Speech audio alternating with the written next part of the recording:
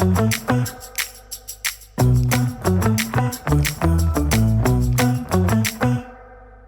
everyone. Welcome back to another episode of Pipe Dream and our 1 in 100 series. I'm very excited today to be joined by a friend of mine who I've known for many, many years, but I haven't actually had the opportunity to bring him on to any of my podcasts over that time. So we finally ticked that box. This is Dev from Powered by Search. Dev, welcome very much to Pipe Dream. Well, thanks for having me, Jason. Great to be here. Yeah. So why don't you tell the audience of Pipe Dream a little bit about who you are, what you do, and how Powered by Search acquires customers today? What does your marketing look like? So I'm the founder at Powered by Search. Been doing this now for 16 years, and who we help are VPs of marketing and chief marketing officers at B2B SaaS companies, typically ones that are growing with anywhere between about 100 to about 1,000 employees, where they need to continue building more and more pipeline to feed their sales teams or to grow their product-led growth motions specifically. And then we do that by combining a holistic approach, which we call the predictable growth method. It taps into kind of in-market demand, the 5% of folks who are in-market looking for what you do, but not necessarily knowing who you are, as well as the 45% of right-fit customers who don't wake up in the morning going, gee, you know what, I want X kind of software. And so that's who we focus on. And in terms of how we get clients today, it's 100% of an inbound motion. We don't do any outbound cold email outreach of any kind. So I call it eating our own dog food, which means that in the same way that we help our own clients master and really chisel their own B2B demand generation, everything we do for our clients, we do for ourselves essentially as well. That means running LinkedIn, creating content, actually investing our own money in ads, building a website with proper nurture and conversion, and the many hats that a marketer basically needs to wear. Yeah, awesome. And when I think about you and I think about Powered by Search, I think you in particular are someone I kind of look up to as someone who's really kind of cultivated and nurtured your own personal audience on LinkedIn over the years. And I was just looking at your profile, in fact, today before we jumped on this call, and it seems like you're posting content with real regularity, and not just kind of like any old selfie from the beach, but actually genuinely helpful and useful content that feels very targeted and focused to your buyers. Like, walk me through your kind of experience and your journey on cultivating your LinkedIn audience and like becoming the voice of the brand, the voice of Powered by Search, and the impact that's had on your client acquisition. Well, maybe I'll start off with a problem in the market today, which is there's a lot of sort of flash in the pan tactics that get discussed or shiny objects, and it creates a constant sense of FOMO, fear of missing out for buyers. And it's one of those, if you've seen a LinkedIn post and gone, that just doesn't sit right for me, that it really amps up the cringe factor. I think there's a lot of that type of slop on most social channels today. So our kind of approach on creating content is we just have a simple moniker for it called SAGE. Simple, actionable, goal-oriented, easy to consume. And almost every piece of content that we produce is linked to how we have done X instead of how to do X. And so it's a lived experience thing, kind of really drawing on our positioning around doing, this type of work for the last 16 years for a very specific target market in B2B, really having had many hundreds of conversations deep in the trenches. And so it's one of those, what's the type of content that only we can talk about that would be hard for someone else to knock off and simply click the remix button on some AI tool, for example, is the type of content that we produce. So it is supposed to be helpful and useful, and we kind of think about it as that content in and of itself is going to be useful if people remember it and start using it. And that creates, goodwill, which is, I think, the last bastion of a moat, essentially, in business. And so the more goodwill that we create, the more successful we get in terms of the types of clients we work with, the types of team members we attract as well. Yeah, it's also inherently defensible, right? Like, if you're talking about lived experiences, as you rightly say, it's not something that anyone else can just rip off, run through Claude, put in my own voice, and then post as their own, right? Like, this is Powered by Search, this is Dev and the team, real experiences, you just can't copy it. 100%. Could you talk me through, if you had to kind of put a number on it, like how much of your new business you think is being driven by the audience that you've built on a platform like LinkedIn, would you be able to put a number on that? It's easily more than half because we tend to look at, triangulating, attribution, and most of the stuff I'm talking about right now, you can find on our blog as well, just to, again, proof in the pudding about us using this stuff we actually publish and talk about with clients. So triangulating attribution just means, what does a data-oriented tool, for example, tell us where are people finding us and before they raise their hand and want to explore working with us. When they book a meeting with us, we say, where did you last hear about us, or where did you first hear about us? And they'll often say LinkedIn. And then we ask again in the actual conversation as well. So there's 3 different sort of points at which we actually poll the person, whether it's first party, third party, or otherwise. And that tells us that LinkedIn is definitely a big source of inbound leads and quality inbound leads as well. It's more than half, I'd say. And then the other, half breaks down to a lot of organic, which is now a function of both, organic search and being found on ChatGPT and answer engine optimization, as well as just referrals, like the proverbial dark social. Like, I heard about you when I asked on a Slack channel, and a whole bunch of other marketers said, you guys do good work, so I reached out. It falls cleanly into that sort of mix. The next question I wanted to ask you is, what were you doing before this? But as long as I can remember, and I mean, Powered by Search has been around for a while. As long as I can remember, this kind of like content first, eat your own dog food, as you kind of, very nicely put it. It feels like that's always been kind of like inherently your approach. And so if you can think back to a time to before you started doing that, and let's talk about that. Or if you want to frame it maybe, through the lens of a customer or customers that you work with, in terms of like, what does the playbook look like for them and where are you trying to get them to? I just love to kind of get your thoughts on like what's broken about the before and how you move into the now. Let's frame it from the perspective that an incoming B2B SaaS company who's interested in improving their demand gen might think about it. We often think about like, what's the problem and what mistakes are upstream of the problem. The problem right now, as we see it with multiple conversations we had, is traffic is declining, impressions are going up, demos and trials are down, and of the demos and trials that they do get, conversion is down. So all of it is spelling to a real constraint in growth. So what mistakes are causing it? One mistake is simply creating or continuing to rely on the old playbook of creating content that was purely meant to just attract traffic and had very little commercial intent. So this is the proverbial, what is insert term here, and creating a glossary or creating content like that, which is purely supposed to attract traffic from a monthly search volume perspective, from an organic search perspective. Well, there's no moat. There's no defensibility in doing that type of thing. So when we work with a client like SentinelOne, for example, we will look at what they've been doing, and they had this exact problem. They built this playbook for a long time, didn't know how to make the shift to answer engine optimization or generative engine optimization based up, whatever you want to call it. We said, stop doing that, do this instead. And the do this instead bit was only creating content that buyers ask about. And so there's this idea of one-to-many content, the stuff you see publicly that Google, ChatGPT users can just find on a website. And then there's a treasure trove of content that is one-to-one. What I mean by that is these are the questions and answers, the processes, workflows, the decks that are all kind of hidden in a sales process that only prospects get to see. The interesting thing about it is that the people who ask those questions about how is your product different? How does it work? How should I think about buying this, not that, are in fact the same questions that people are asking before they reach out and ask for a demo or start a trial. So the counterintuitive approach that we've had is simply just flipping the funnel on its head and saying, rather than start at the very top of the funnel and hope to squeeze out a trickle of buyers at the other end, let's just flip the funnel on its head and start with, what are the questions and answers? What are the questions that buyers are asking? How do you answer them differently and more in depth than anyone else in the market basically can? And let's just appropriate that content into a one-to-many public-facing version that is defensible and that gets picked up by Google, it gets picked up by ChatGPT. It's exactly the same topics that you talk about on a social channel like LinkedIn. Yeah, that makes a lot of sense, and it feels very intentional, because I think like we're in a world now where you've got all these tools and platforms that promise at the click of a button, you pump in input and we will give you 30 outputs, and like that's just great inherently because now volume is more and that's good. And we talk about a lot of this with our customers, which is just because you can repurpose something doesn't mean you necessarily should repurpose something. It's like being deliberate, intentional, strategic about what are the questions that our customers are asking?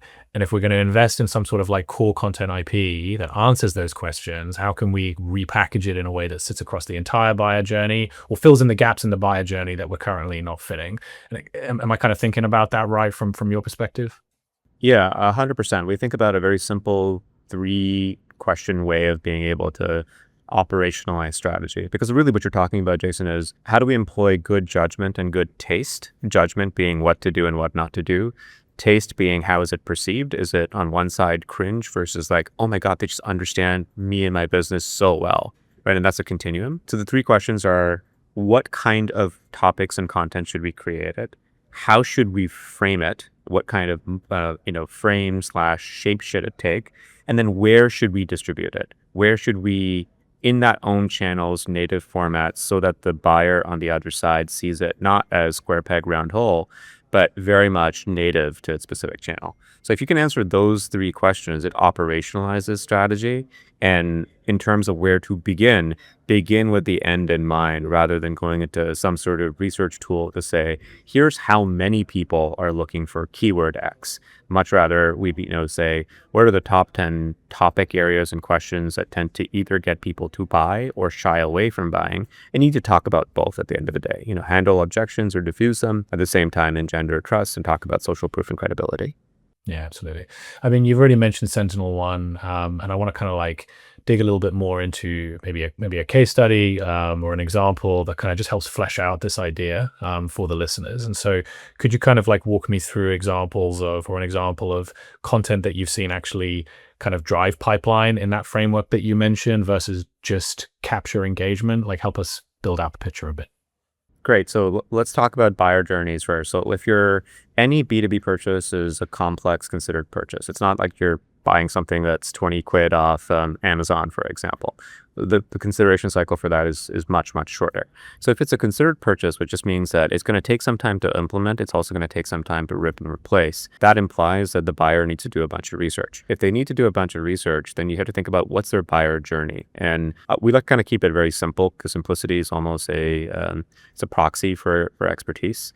Table stakes, no one becomes a buyer unless they fill out a form on your site. And that form is either starting a trial or, requesting a demo if you're in B2B. Upstream of that, they won't do it unless they know what kind of features you actually have or what your pricing actually looks like. So you can kind of already tell that in order for somebody, if you want more demos and trials, you need to have visibility on these feature pages and pricing pages. The pricing page you kind of is a given because you just search brand name plus pricing and whatever, and it'll tell you whether it's Google or ChatGPT, and it'll just tell you that there's no competition associated with that. There is competition associated for feature pages.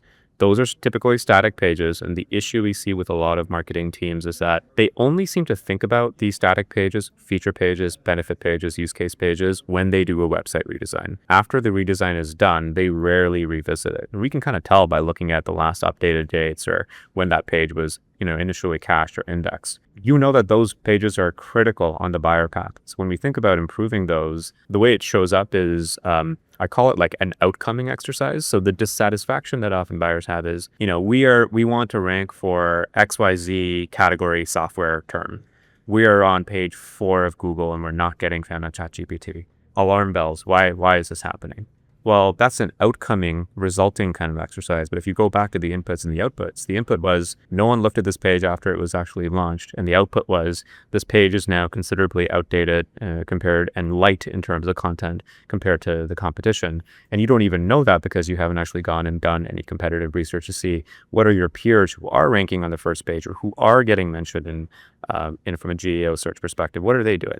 So we like to kind of think about that end in mind and go, look, if a buyer must come through these pages, then it's pragmatic to improve those pages. In order to improve those pages, you need to know what the gaps are. If you need to know what the gaps are, what are the competition doing? And then what are your buyers asking as well? So this sort of sandwich approach of what are people asking? What questions are people asking after getting the thing you want, which is demos or pipeline? And then what are the competitors talking about that the platforms like the search engines, the LLMs preferring to do that? And we do that on the ad side too. If you have, if, let's say you want, better paid social or paid search results, the outcoming part is we don't get enough demos or we don't have enough quality of demos is often the consternation. But upstream of that is, when was the last time that you refreshed your ads? When was the last time you actually went back and changed up your landing pages to improve conversion rate?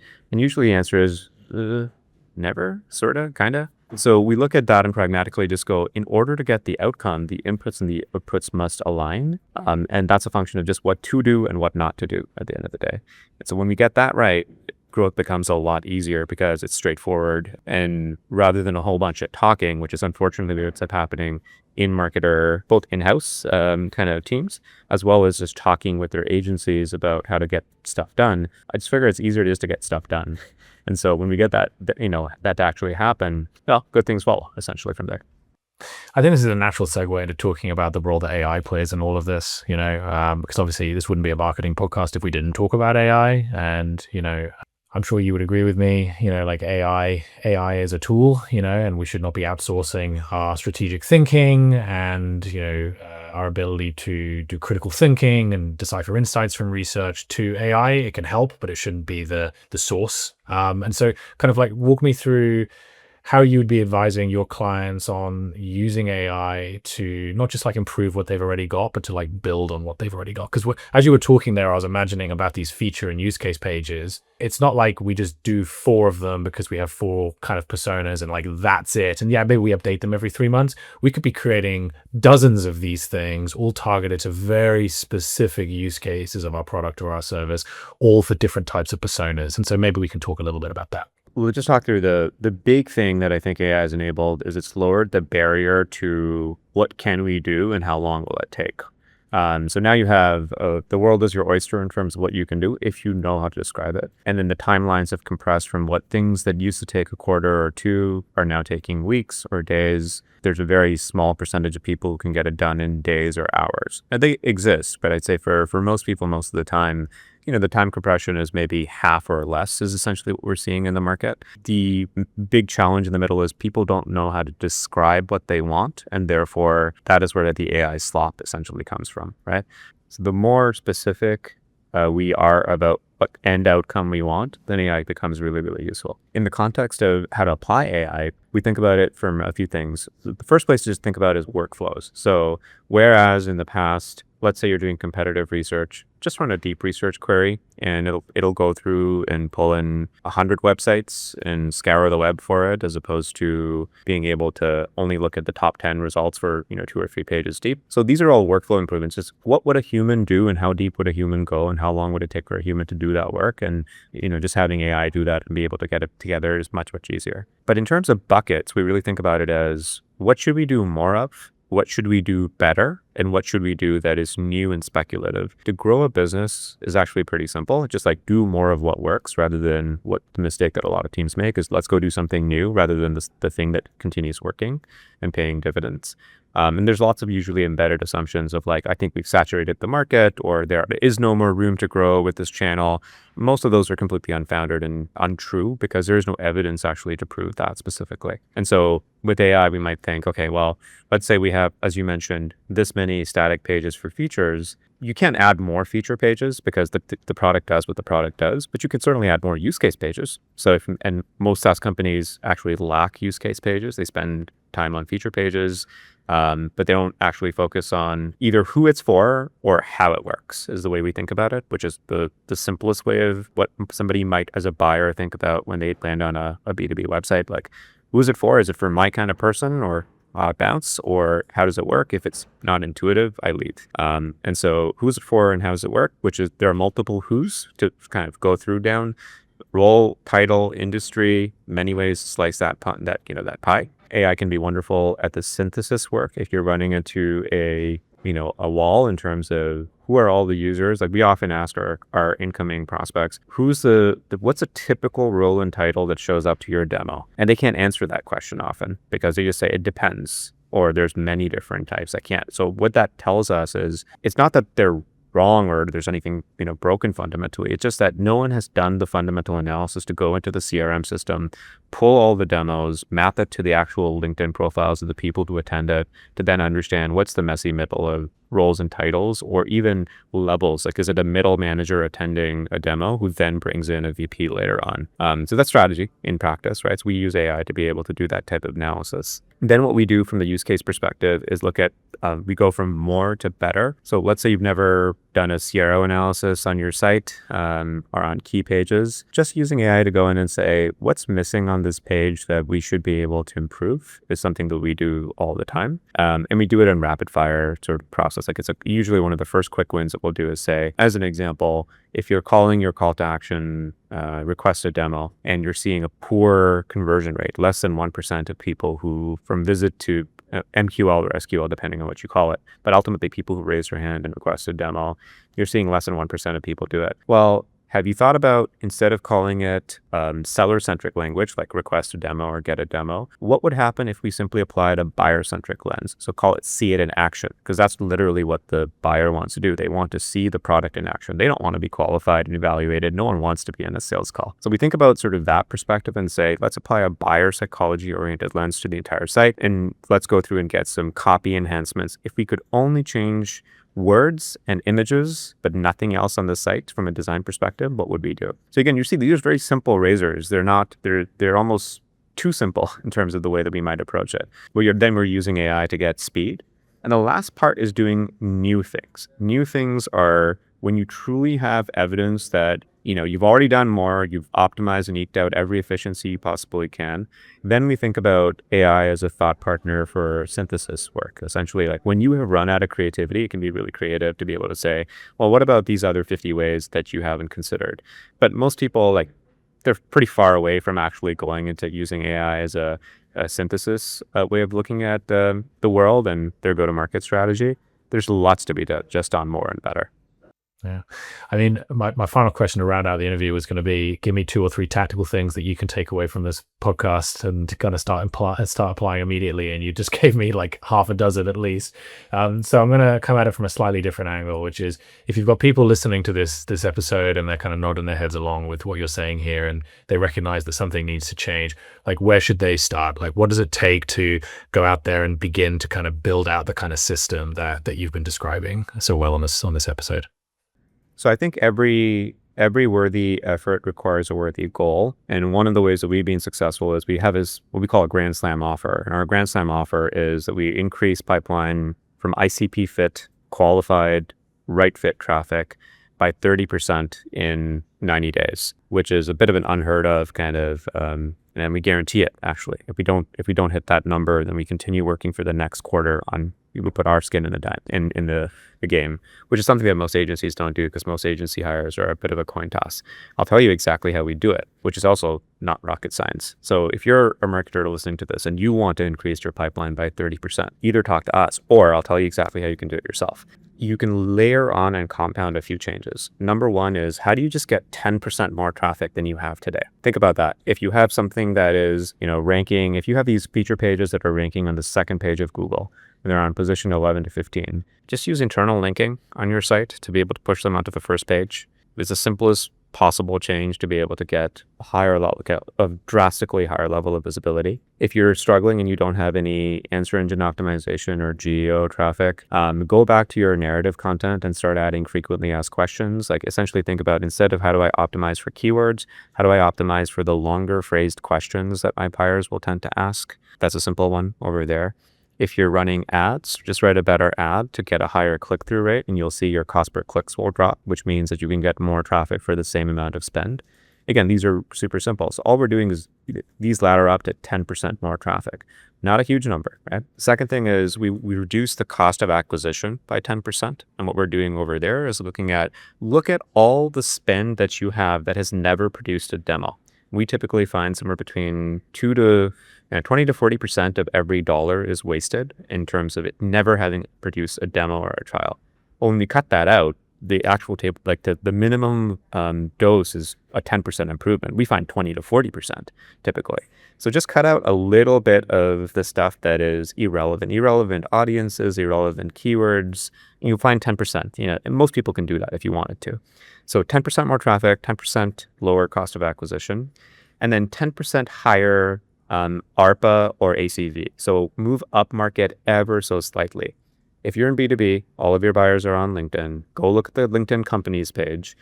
Filter if you're current, let's say you're selling to SMB and most of your customers are between 10 to 100 employees, let's just suppose. Well, you also will have some smattering of 100 to 200 employee companies that have seen your content or your ads. Simply put a remarketing audience with those 100 to 200 employee companies and run ads specific to their pain points, because larger companies have different pain points than smaller companies.